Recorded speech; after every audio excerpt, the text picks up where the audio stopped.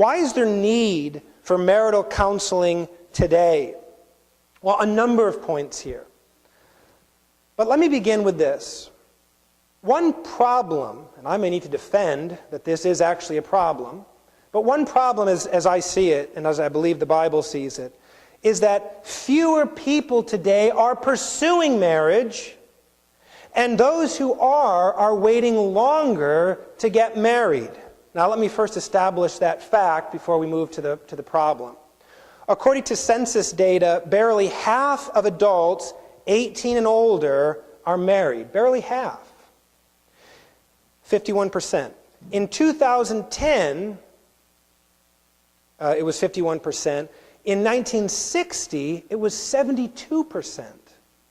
So just 50 years ago, 72% of adults 18 and older were married, now 51%. This decline is especially notable for young adults. 20% of 18 to 29-year-olds were married in 2010, so quite recently, 20%. In 1960, adults 18 to 29, 60% were married. So younger people were marrying in an earlier time. At the same time, the average age of those entering marriage has risen to record levels. Half of men don't marry until age 29, and half of women don't marry until age 27. Now again, that may seem normal to us, but if we just step back a little bit, we'll say that just 50 years ago in 1960, the median age at first marriage for both men and women was in the early 20s. That was average back then. Now, it happened just this week where I was talking with someone, or I was listening in on a conversation, and someone said, yeah, I was married in my early 20s. And the person listening to them said, wow, early 20s, that is early. Well, no, it's not early. It's actually late in some contexts, in some cultures, and in terms of the Bible's culture and context, that would be considered not early at all. So, less people are getting married, and those who do are waiting longer. As marriage has declined, something has filled its place, right?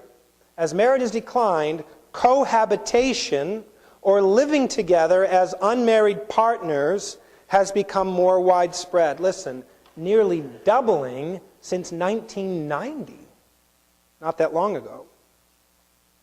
In a Pew Research survey, 44% of all adults say they have cohabited at some point in their lives, 44%.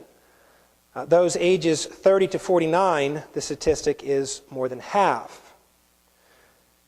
So instead of marrying, more and more people are just living together. This is not shocking to us. We understand this as we look around at our culture. But all of this data expresses changing opinions and practices relating to marriage.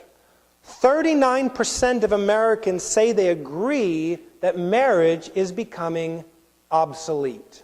We don't need marriage anymore. That's why we're waiting longer. That's why less of us are getting married, and that's why more of us are just cohabitating. All right? It's becoming obsolete in the eyes of many. Now, is that really a problem?